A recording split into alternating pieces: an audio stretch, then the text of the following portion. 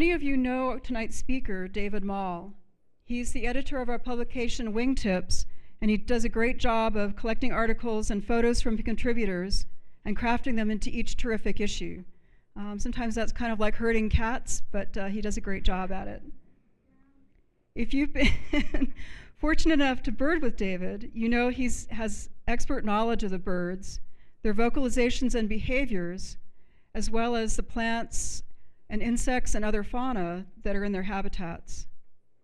On his explorations, David is always careful to put the birds' welfare first, and we all learn from his examples of ethical birding. His observations are often humorous and also evocative. One thing that just sticks in my mind is he described one outing during migration where he said, "There were so many warblers foraging that all you could hear was their bills snapping." I could go on, but we're all eager to hear David tell us about his experiences in the White Mountains and to see his always superb photos.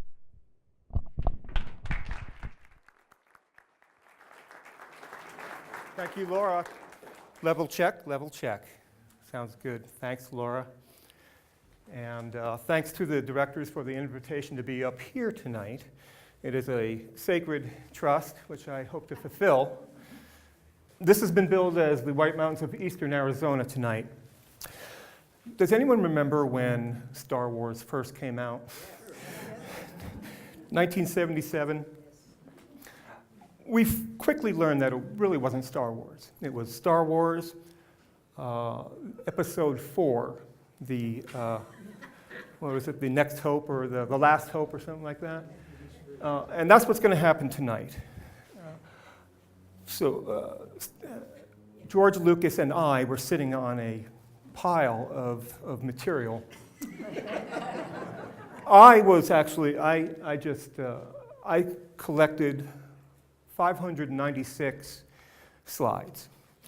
And I tried to edit. It wasn't really working. So tonight, since this is Audubon Society, we are going to skip right to episode 4.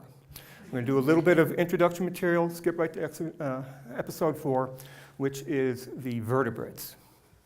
So we got to get the birds in there. And so welcome to...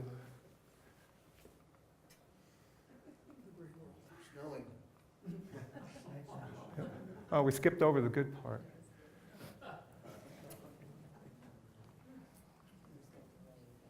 Oh, I put a lot of work into that. Well, there you go. Episode 4. The vertebrates. I got to get the timing down a little bit better. Okay. So by way of introduction, I should say that I have done 20 trips to the White Mountains in 18 years. And those trips were done in the summertime. So this is not going to be a 4-season documentary, winter, spring, summer, fall. It's going to be us going to the mountains in the summertime. The habitat, ever since I started going there, if it wasn't at least Douglas fir or white fir or subalpine fir or Colorado blue spruce or Engelmann spruce or aspen, I didn't want to have anything to do with it. So I did tolerate some ponderosa pine in a mixed conifer setting. And of course there were meadows, subalpine meadows, and of course there were riparian areas as well. But that's the kind of habitat that we're considering tonight, is that what some people might know as the Canadian or Hudsonian life zones. But that's kind of an old system. So the white here indicates, the characters indicate no photography. So we're not going to see anything from my first 6 trips to the White Mountains. And then the yellow characters indicate at least some photography. And then the white asterisk there indicates the great computer store disaster of 2008, which I mentioned because it has ramifications for tonight's presentation. All of the photographs from tonight were taken in the White Mountains. I took all of the photos. And in many cases, there are more than one subject to one slide, so we might get to see things again and again. And the red shading indicates post-wallow fire. And I gotta think that everyone in here knows what the wall of fire is, but it's a human-caused fire that was in the White Mountains that was turned into the largest wildfire in the history of the state of Arizona. And the White Mountains are a feature of the Colorado Plateau. Colorado Plateau is largely a sedimentary rock formation that has been uplifted and faulted and weathered and eroded. And it also has lots of igneous rock injected into it, and that's what the White Mountains are. The White Mountains are a volcano field down there on the southern margin of the Colorado Plateau. And that position there on the southern border or margin of the Colorado Plateau is important because, as you know, our summer rains, the moisture for the summer rain comes up out of the south, and it hits that gradient there, that elevational gradient, and the thunderstorms explode in that area. There are places along that margin that border on temperate rainforest. Think of that, temperate rainforest in Arizona, one of the best kept secrets, right? And this is the three physiographic features of Arizona. And again, I find this gradient to be quite abrupt and intense as well. You know, if the moisture comes out of here and comes here, oh, maybe rain there, maybe rain there, maybe rain there, probably not there. And it just kind of peters out, and it's lost some of its energy. Yeah, I might get some stuff there, but it's not as abrupt as it is here and here. And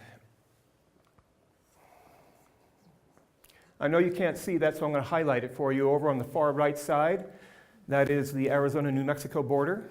And then down the middle, that is the border with the Apache-Sick-Rays National Forest and the Fort Apache Indian Reservation on the left. So this is the area that we're going to be dealing with here tonight.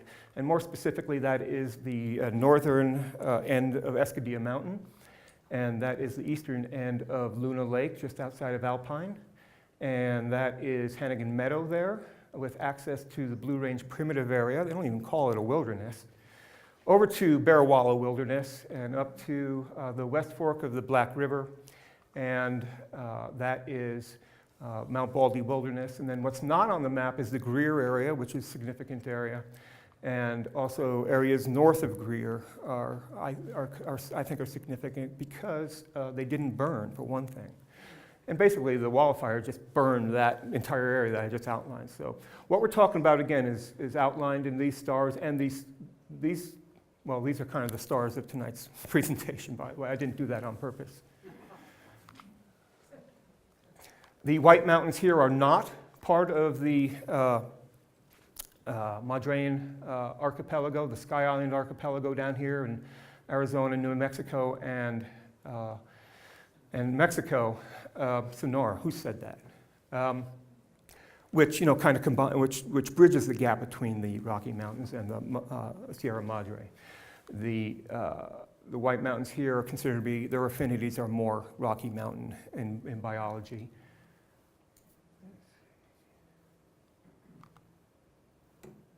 So we're going to start off looking at the skyscapes, which gives us a chance to look at the climate and the weather. So this little this little cloudburst here turned into a full-blown rainstorm, if I recall correctly. What I want to impress with you in this section and really throughout the presentation is what a saturated sponge the White Mountains are. And this is actually more profound than it looks. The sun is coming in and making it look, nice and bright and sunny. But this is Luna Lake. All the lakes up there are reservoirs. Here's the south end of Escadilla Mountain getting pounded, and this turned into a region-wide sustained downpour, and then into the evening with a nice gentle rain. It was exquisite. And another storm coming straight at us from over one of the Greer reservoirs, and Williams Valley, and Double Cienega. And this is episode 1 when we'll talk, or episode 2 when we'll talk about the flowers. What I was doing this morning as I was traveling down this drainage to explore a drainage that went off in this direction here. And the skyscape, nice blue sky with some clouds building up. I had to book out of this drainage because within an hour and a half of this picture being taken, it looked like that. All this white stuff here, of course, are hailstones. The water is still roiling here. So it's still coming down. This picture was taken from the window of my truck. And this, so just a small look at some of the weather that's happening up there. So it's so saturated up there that it cools off in the nighttime, and in the lower lying areas, it just condenses. This is not really fog. This is not warm, moist air coming over cool land and condensing. This is just, hey, we're super saturated here. We cooled over the nighttime, and here we are. So there can be some misty mornings. On a personal note, earlier that morning, at about 2:15, it was all socked in, all foggy, and yet it was illuminated by a waning moon. So I got up 2:15 in the morning, took an hour and 15, hour and a half walk around that meadow there. Absolutely exquisite. I just went black and white on this one because there is very little color on this misty morning, and that's sunrise. And spiderwebs in the mist. This is probably the best picture I have to try and get across the feeling of how saturated this place is. People talk about the Grand Canyon having a weather system all to itself. I think the White Mountains has a weather system all to itself. It seems to me that the downpour that happened the day before, that supersaturated the land, the following morning just evaporates and transpires right back up, condenses and just falls right down again. Yes, we're getting moisture from out of the south when the conditions are correct, but it seems to me you just don't even need it. It's just it cycles over and over and over. And you have your sunrises and your sunsets.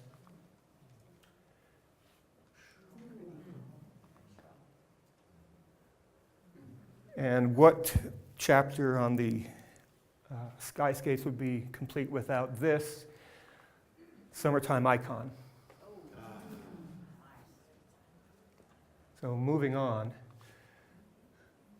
The landscapes, forest, meadows and cienagas, streams, creeks, and rivers, and the reservoirs. Now I have these all separated out, but of course they blend in all together to, what is a meadow but without a forest? It's a grassland. Who said that? It's a grassland. And a common configuration is stream, meadow, grassland. So let's take a look anyway. So here's a good look from, say, like the shoulder of Mount Baldy. So for summits in Arizona, San Francisco Mountain has the highest summit in Arizona, and then the next two highest summits are in the White Mountains, Mount Baldy and Escudilla Mountain. So here's from the shoulder, say, of Escudilla Mountain. And I didn't mention in the geology part, or did I? So that Colorado Plateau, it's shot full of igneous rock and volcanism. That's what the White Mountains are. They are relatively recent volcanic extrusions, different cones, and so just nice, mild, rolling hills with conifer forest and aspen and subalpine meadows. And nothing alpine about it, nothing Andean about it, nothing Rocky Mountain about it even, as far as the kind of gradients, elevational gradients we're looking at. And while we're up on Mount Baldy, let's turn the camera around and take a picture of this. This is where it all begins for the largest watershed within the state of Arizona, the Little Colorado River watershed. This is where it all begins at this little seep here, the spring here. I have to do a little truth in reporting, however. This picture was taken in 2005, the first year of photography for me in the White Mountains. This is what it looked like in 2011. Some dieback there, some dead trees. Ever since I started going to the White Mountains, there has been some trees dying in the Mount Baldy wilderness. And I asked the Forest Service about it long ago. They didn't know what was going on. I haven't really checked back on that. I'm not convinced that this dieback is connected to the lower elevational dieback, so I don't know what's going on. Last I checked, the Forest Service doesn't know what's going on. I just didn't want you to go there and expect it to look like the previous slide. Of course, all the ecologists are saying, yay, these trees, we have too many trees as it is, and well, we'll see. This is taken from, say, like the shoulder of Escadilla Mountain now. And again, the rolling hills with the conifer forest and aspen and little mountain spray in full bloom here. And this is taken from the fire tower up at Escadilla Mountain. This is before the Wallow Fire. It's got burned badly during the Wallow Fire. More than 25 miles from the origin of the fire. 25 miles. Little scree slope, good place for dusky grouse. And conifer forest with aspen with the West Fork of the Black River down below. So I mentioned the temperate rainforest aspect to some of the areas in the White Mountains, and I don't really have a lot of good documentation of that, but we're still in the forest section of this chapter, so let's get down into the forest and look at some of the more rainforesty situations. This is probably the best picture I have to try and get across the lushness, the diversity, the fecundity that's happening in the White Mountains. And back to Mount Baldy Wilderness in the forest, Aspen Grove and the Williams Valley non-motorized recreation area, and a small meadow in the Blue Range Primitive area, and a larger meadow in the Blue Range Primitive area. Larger meadow. This is a meadow up on Escadilla Mountain, but just look at the moisture just lifting up off of the landscape. Meadow with flowers. Backlit meadow with flowers. Flowers with meadow. Meadow flowers. Actually, these are onions, and the effect is much better in real life. It doesn't really translate very well in photography. And the mists rising off of the meadows in the late morning or mid-morning. And it's not always just grasses and wildflowers. Sometimes it's ferns, grasses, and wildflowers in the meadows. Extraordinary. And I mentioned the cienagas, and all the cienagas are low places in the meadows where the water can gather. And I don't think this is a good example, number one, because usually the foliage is growing up so much that you can't really see the surface water until you get up on it. Sedges. And the other reason is 'cause I'm standing either on or I'm standing by a road here that's probably maybe blocking the flow of water. And so this is more of a puddle-like thing than a true cienega. But you get the idea. Probably a western chorus frog would not, discriminate. And this is some of the things you can find in the cienagas. This is not a western chorus frog. This is a Arizona tree frog. There is some argument with a common name for this. This can also be called a Williamson's tree frog. I'll correct myself if I get that wrong. But this is just a little example of what can go on in these cienagas. I'm getting ahead of myself, aren't I?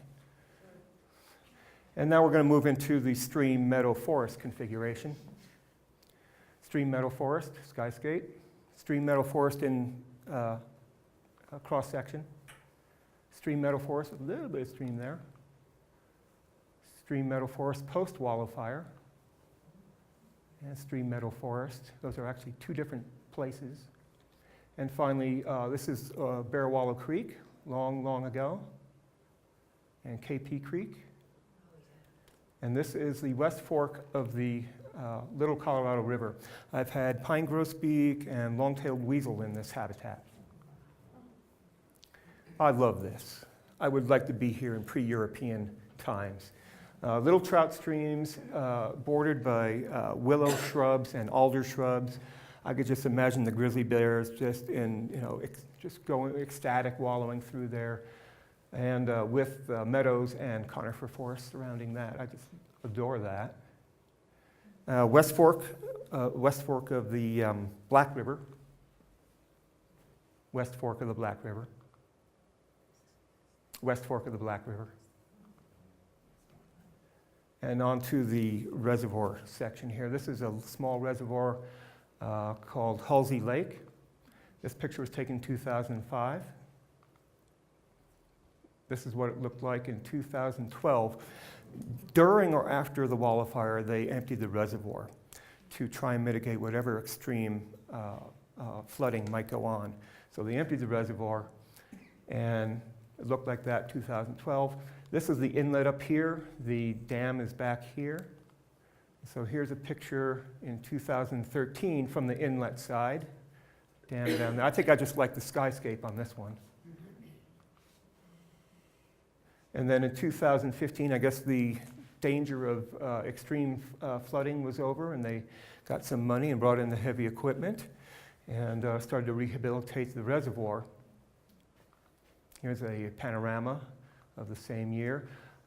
This is not a big reservoir. It just seems to dwarf that machinery. It just seems out of proportion to me. And this is what it looked like in 2016. They put in a pier, what they call a pier. I'd call it a jetty or something. And they put in an island for the express purpose of duck breeding. And the white stuff around the margin is dead algae. And so compare that to 2005. We'll just have to see how long it takes for the cattails to come back. And by the way, that's a storm coming over the north end of Escadilla. The largest reservoir up in the White Mountains with the creative name of Big Lake. I didn't bother getting the whole thing in. It is quite big. I think I just like the skyscape. This is Mount Baldy. So again, yes, there are some steep slopes, but generally the grade is pretty light. Of course, as its original volcano is maybe that tall, and it eroded away and maybe collapsed and like that. And back to, hello.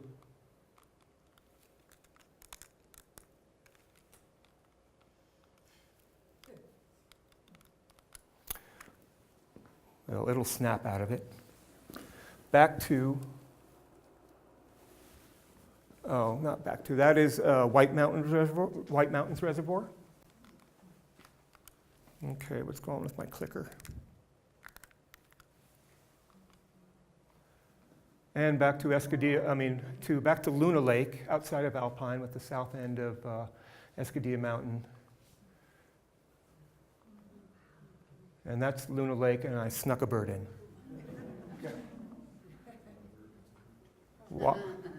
Wildfire, just a few. This is a NASA, I think it's infrared photography that they take this data, I guess, and they make maps like this out of it. That map is a soil burn severity map, low, moderate, and high soil burn severity. And that's exactly what you do not want with your wildfires.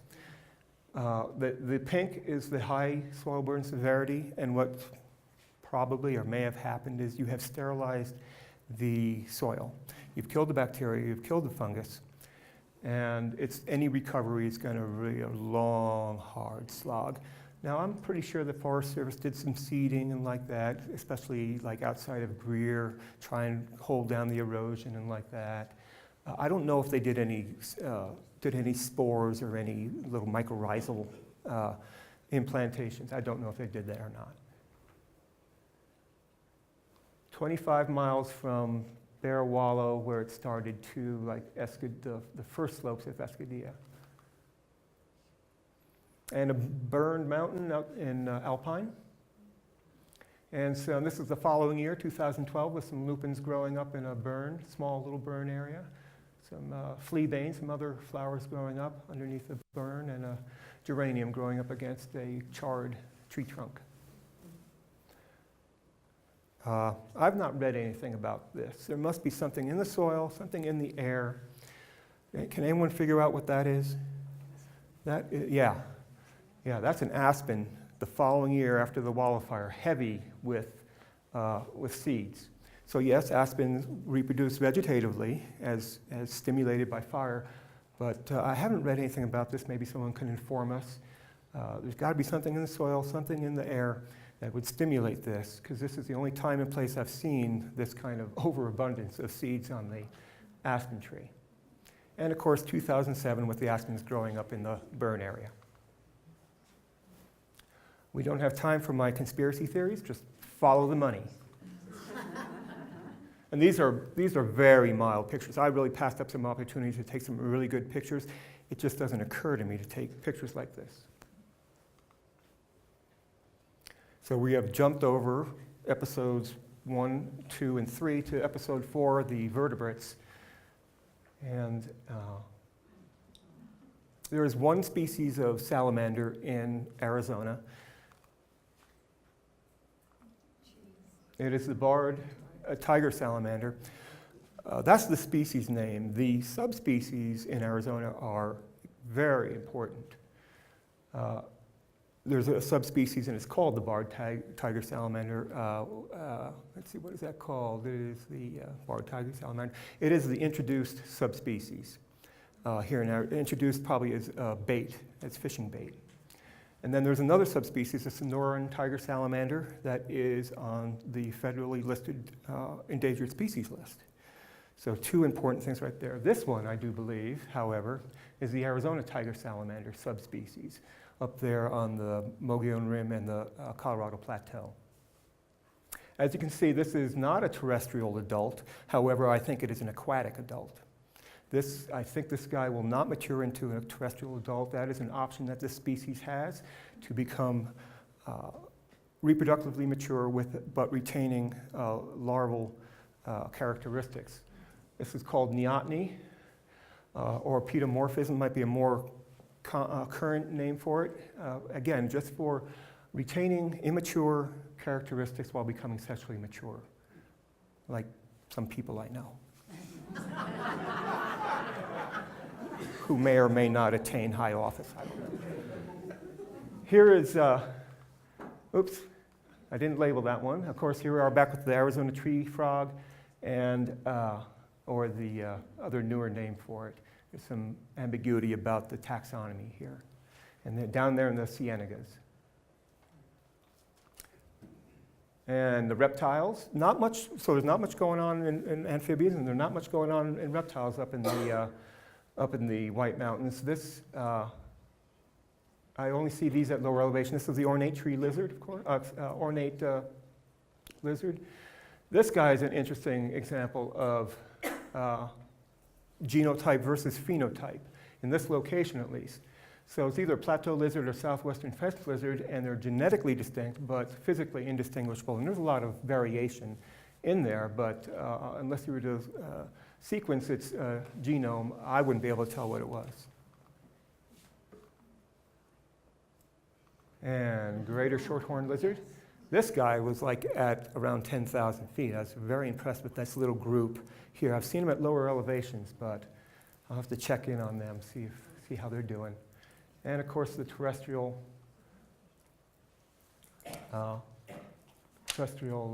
garter snake. It's a big one. He's losing his patterning and everything. That's a big one. Oh, finally, they get to the birds. Holy cow.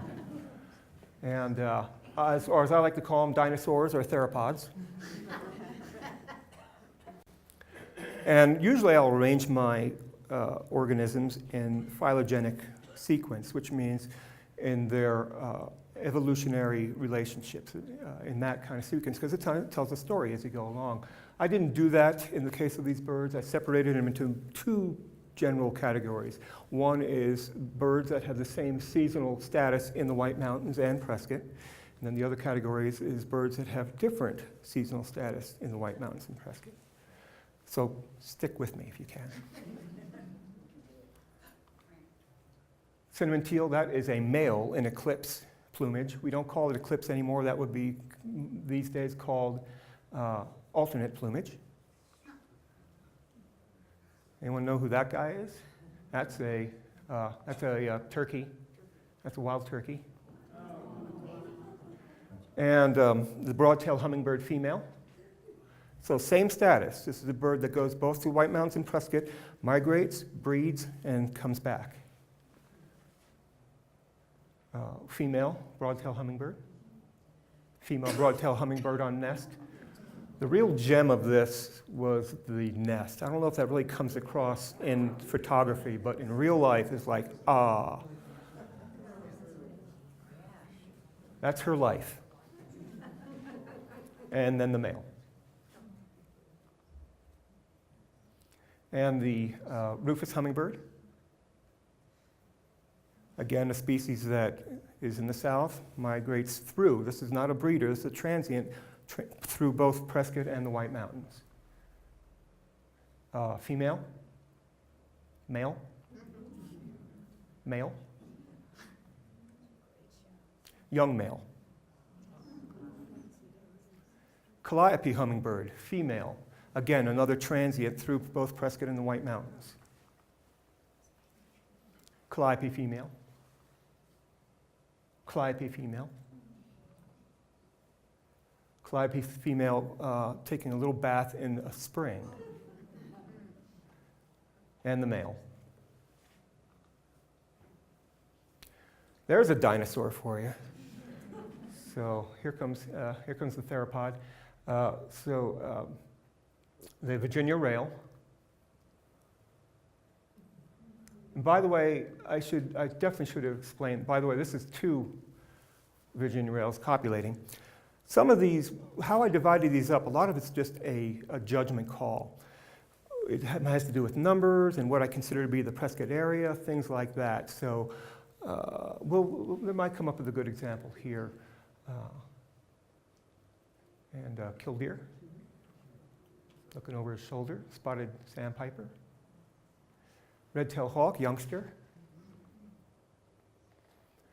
And northern flicker. Early on, I'd made a prediction about the northern flickers that since the White Mountains are so isolated, there would be no intergrades. Well, that hypothesis did not pan out. You can see he's got some red on the nape back here, and actually, the crescent is fully formed. It's just not filled in very well. Sometimes there's just little flecks, and sometimes a little more flecks.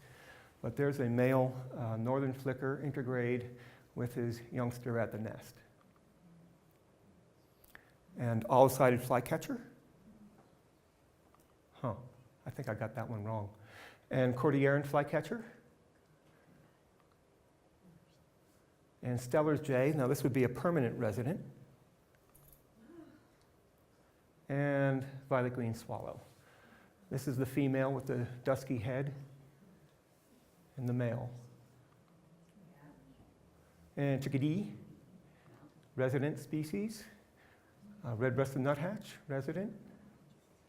White-breasted, resident. And the pygmy nuthatch. And brown creeper. Lots of house wrens up in the White Mountains. This is a young ruby crown kinglet. So yes, there are I got this one wrong. And western bluebird, youngster. And our friend the hermit thrush. And the red crossbill. So he'll go anywhere where the cone crops are, whether it's Prescott or the White Mountains. And pine siskin, getting some Parry's thistle seeds. Chipping sparrow youngster. And common yellowthroat down there in the rushes. And Grace's warbler, red-faced warbler. Eastern meadowlark. Eastern meadowlark carrying food. And so here are the species with different seasonal status in Prescott and the White Mountains. So here's where the fun begins. I just took the ruddy duck out of there because I figure up in the White Mountains, all the reservoirs freeze, they're covered in snow, maybe even snowmobiles. So they're just, I can't imagine that they're up there in the wintertime, whereas we have them, right? Have people seen the ruddy duck courtship display? Just pretend that you don't know about the birds of paradise. This is, if I was a girl, I'd be done and over with. Tail is up, his horns are up, he's smacking his blue bill rapidly against his breast, and he's doing this grunting quack at the end. It's just really, I'm sorry I don't have video of that. I was just too blown away. Really spectacular. The Luna Lake is one of the best places in Arizona for breeding eared grebes. Sora. Anyone know who that guy is? You betcha. Cootie McFarlane. There's a dinosaur for you. Great blue hair. Again, I imagine that they evacuate out of the White Mountains, and they might just do a little elevational migration, but everything's frozen up there, so I think they take off. Osprey up there. And there's little sister and brother. There's mom. And there's dad. So the Williamson sapsuckers breed up in the White Mountains. I know of no breeding records here in the Prescott area. And red-naped sapsucker breeds up there as well.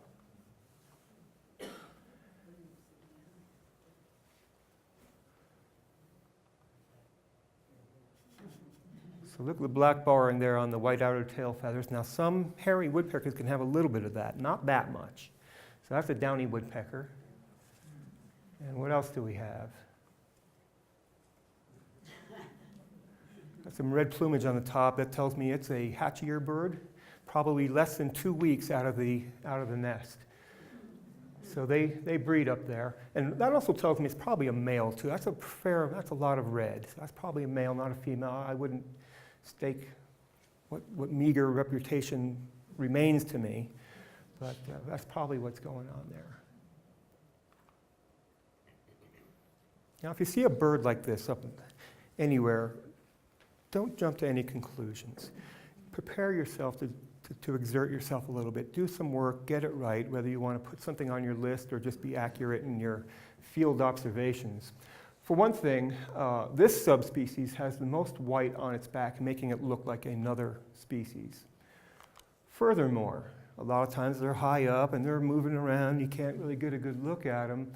In a situation like this, one thing that's good to look at is the barring there on the sides. Did everyone see that? And then back down here, you might take a look at the crown there, but here's the deal.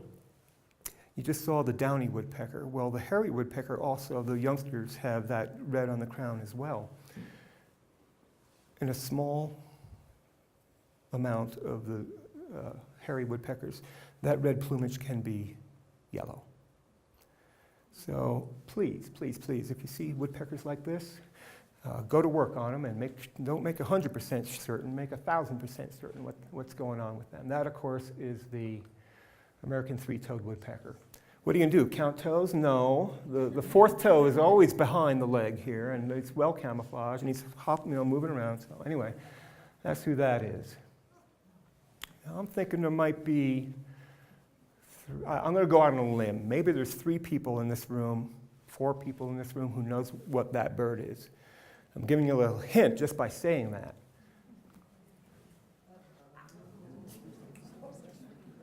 So some people might be wondering, well, what's the big deal? This subspecies is on the federally listed endangered species list. And from all I can gather, I have my little personal doubts, but all I can gather, this is the same subspecies that breeds in the desert riparian areas.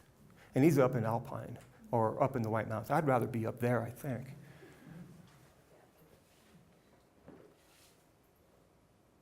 And our good friend, the black phoebe. With those buffy wing bars, I would say that's a hatchier bird, and you can see a little trace of a gape flange left over there, and kind of overall browner on back. I think that's he hatched out in earlier that year. Say's phoebe, I think that's the same thing. I think he's a youngster. If you go up in late summertime, you see a lot of youngsters up there. Yeah, with again with the buffy wing bars. I think that's a young phoebe. And of course, the American dippers breed up in the White Mountains. I don't know of any records here in the Prescott area. American dipper, and there you go, little youngster there. Barn swallow. We have come close to barn swallow breeding records here in the Prescott area. Mayer, Chino Valley, I'm not calling it. I'm calling it different because when I'm up there, it's, at least where I am, there's a lot of barn swallows up there breeding. And Townsend solitaire with a dogwood berry. And mountain bluebird. There's a youngster there. And golden crown kinglet. Historical breeding records, maybe. And green-tailed towhee breeds up there. I know of no records here. Very little breeding of Lincoln sparrow in Arizona at all. And it's happening up in the White Mountains. Lincoln sparrow. With the little tawny mailer there. You can see the little buffy across the breast and very finely streaked. What a pleasure to see this in those willows along the trout streams. And yellow-headed blackbird. And there's the female carrying food. And the brewer's blackbird. This one this is a judgment call. You'll recall that I placed this in the section of different breeding or different seasonal status. Well, we do have records of yellow rump warblers breeding in the Prescott area. But there are a lot of them up in the White Mountains. They are common. And there's a youngster. Here in Prescott, this species is known as a transient. So he's just cruising through during migration. As you can see, they breed up in the White Mountains, the McGilvray's warbler.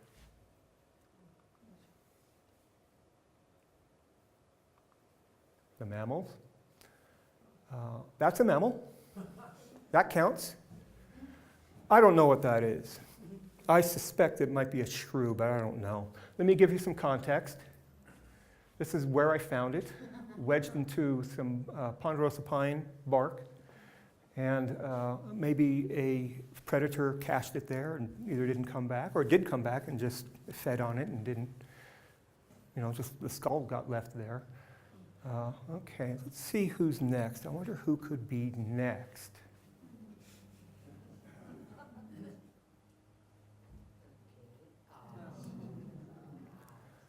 So first question is coyote or wolf? That's a Mexican gray wolf. Did you take that photo? I took that. I took all of the pictures. Oh well, I should. Okay, well, I was on the ground with my legs of my tripod collapsed, trying to take pictures of birds, and ooh, along comes this. This was the most sensitive, sweetest, most amiable wolf I've ever encountered. And this is not the first wolf I've encountered in the White Mountains. She was, I don't know, I forget what I call her, he or she. So sensitive. Is that a collar? That is a collar. I tried to crop it out of the picture. How close did she get? Well, put it this way. I have 800 millimeters of lens on this, and I've cropped the picture. So how close? Probably less than from me to the end of the room. So to me to somewhere about, between the last row and the back of the room, probably. Hard to say. And looks like a little smile there, but profound. Those eyes can take you anywhere. And that's the coyote. I have him a little bit out of order, just so I can do that to you. And he's down there in the Cienegas, by the way, and I don't know what he has, maybe a vole or something, hopefully not a tree frog. And this is, by the way, this is the only time I've had a coyote up in the White Mountains, I think. It was like, I heard it like the night before, and this guy here, and this in the morning. It's the only one I can really remember. Golden-mantled squirrel. They're ground squirrels feeding on cinquefoil fruits and lining his burrow. That's his burrow right in front of him. And they don't always have the golden mantle, and I haven't quite figured that out. I think in this case it has to do with, this just strikes me as a youngster, but I'm not sure about all that. And that is a chipmunk. And I take it to be the gray-necked chipmunk. Oh, brother. I'm surprised I included this guy in here.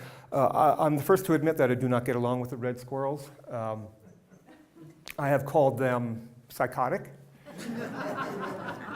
I have referred to them as paranoid, and I mean that in a clinical sense.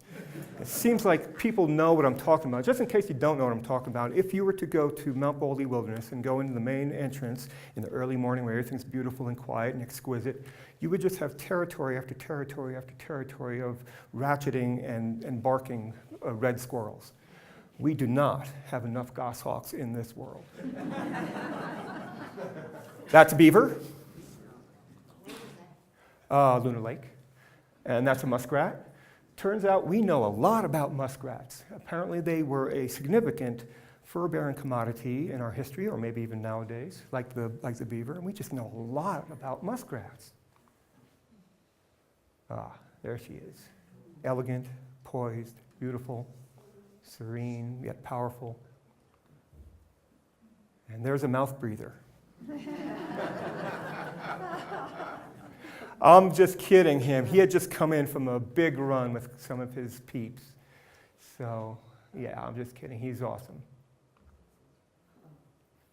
There are lots of elk up there. It's actually the mule deer, it's the rare sighting. So if you see him up there, get into it.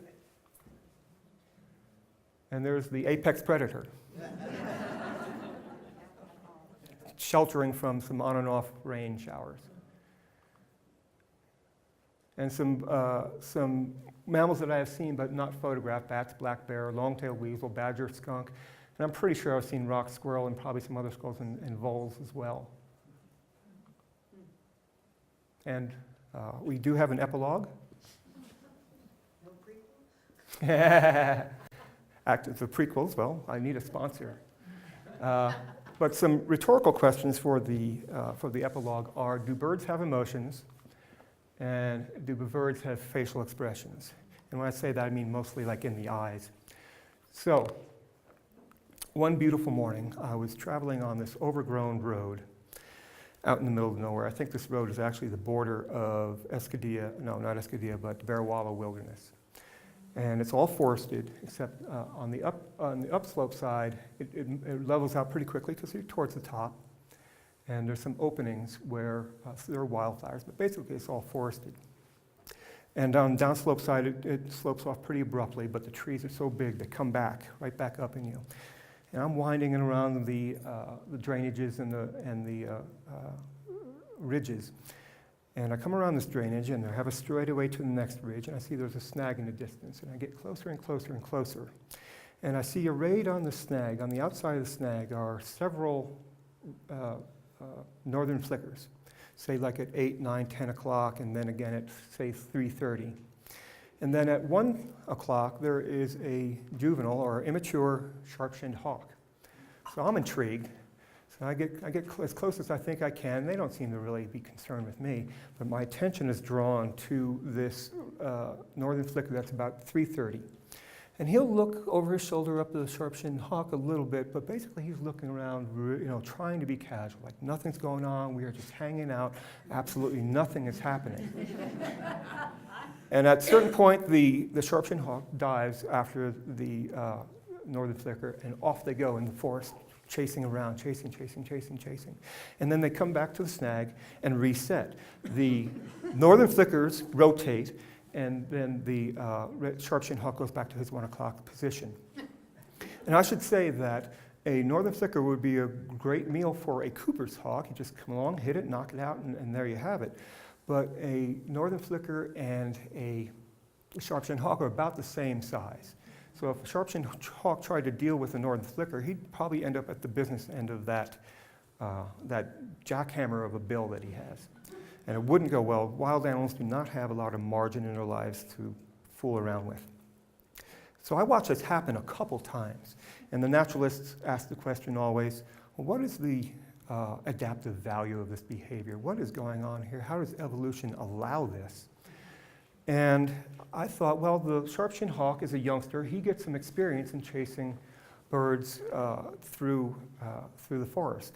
And by the way, it looked to me that like the northern flicker let him get close, was in complete control, let him get really close and all that.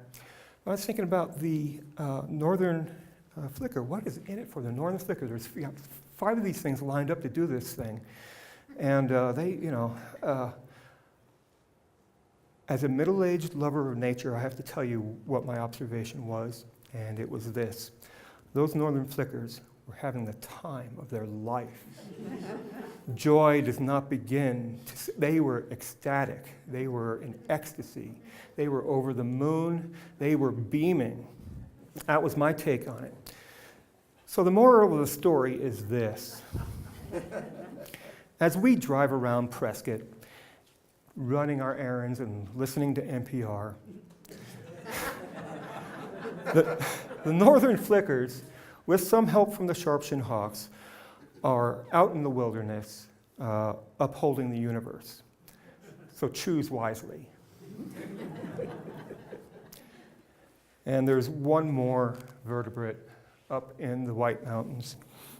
Aldo Leopold started his career in the White Mountains, and he was not always a conservationist. But during his time in the White Mountains, that phase of his life irrevocably took hold. And we have some of his writings from his times in the White Mountains. But he did write this at one time, and I'm going to, the language is a little out of date, if not idiosyncratic, so I'm going to do some interpretation here. The only true development in American recreational resources is the development of the perceptive faculty in Americans. Stop right there. What he is saying is that nothing of value happens unless we develop our perceptive faculties. And he goes on to write, all the other acts we grace by that name are at best attempts to retard or mask the process of dilution. And I will substitute the word destruction for dilution since we're in a different century. And what he's saying there is if we do not develop our perceptive faculty, we will have nothing but environmental destruction. So hopefully tonight we have taken some irrevocable, incremental step in our perceptive development. Thank you for your interest and your attendance. Some resources. Any questions for David? Questions are very important. I covered a lot of the bases. Okay. Okay. I was going to repeat it, but okay. The three-toed woodpecker. Yeah. Did you find many of those up there before the fire?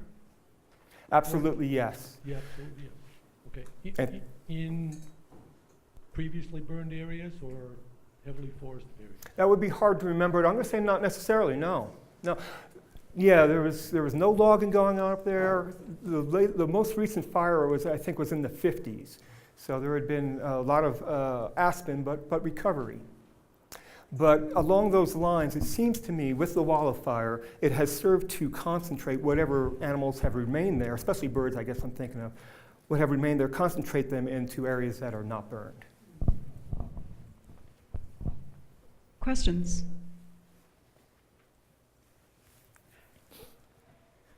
Yes, do you have a question? Oh, I thought you raised your hand, okay.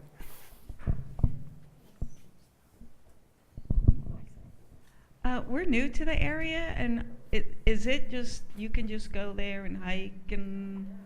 Yeah, I didn't mention that, well, I did mention, most of it is the Apache Sitgraves National Forest, and yes, there has been enough recovery from the wallow fire that places are now open.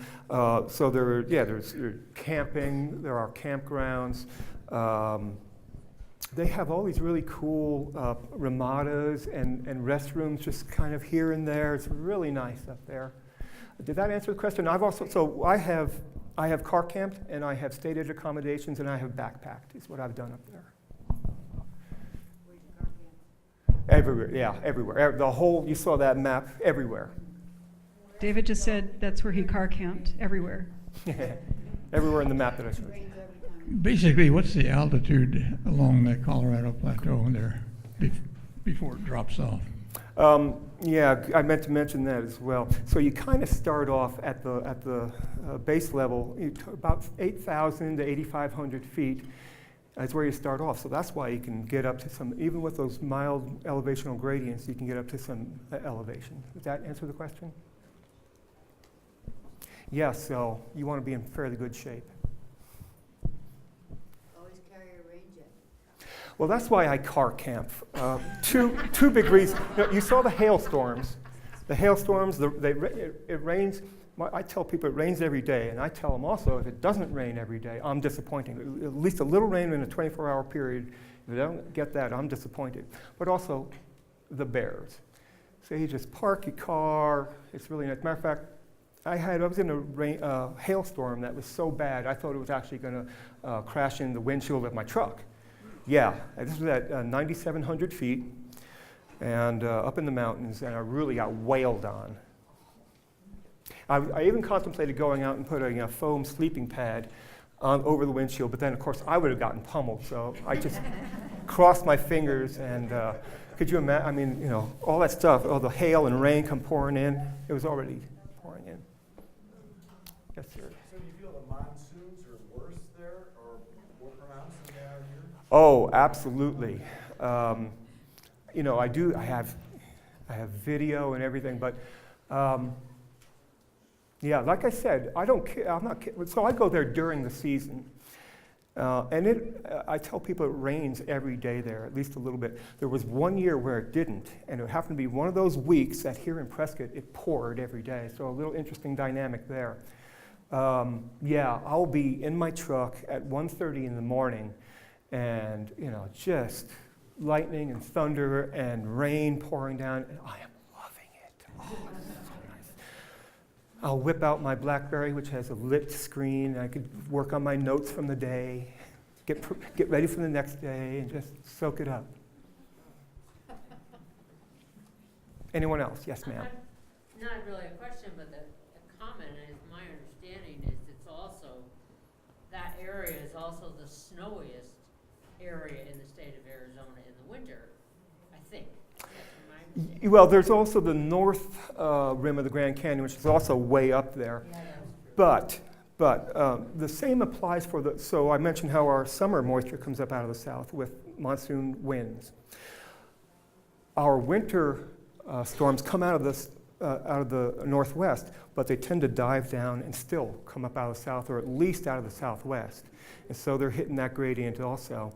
There were two places that glaciated during the last maximum, San Francisco Mountain and Mount Baldy, where there was a glacier, little glacier up in the area, if that. So yeah, tons of, okay, so like I've never been to the White Mountains in wintertime, but yeah, lots of snow up there. We haven't. Snowy. Any more questions for David? Okay, so hold on to your seats for a moment.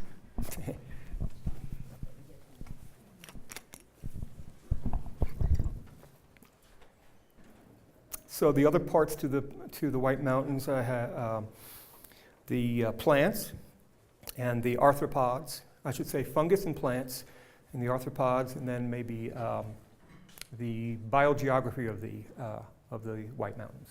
I was wondering if we were going to get to chapters 1 through 3. Not tonight. So David, thank you very much. This is a certificate of appreciation. Thank you. Beautiful. And- Beautiful. And it's just an Audubon plaque I don't have one of those. and a lens cleaner. Love these. These are Yeah. great. I love these. Thank you.